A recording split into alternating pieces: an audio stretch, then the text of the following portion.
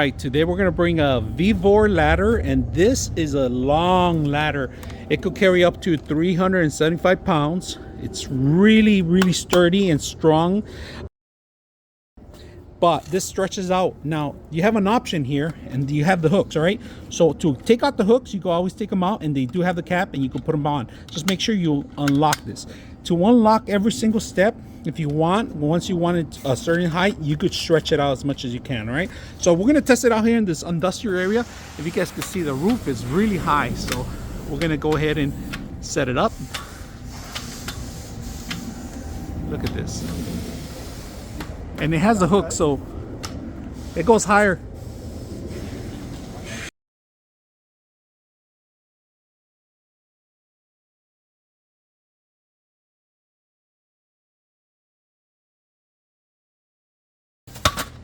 Next one, no, next one. Dale.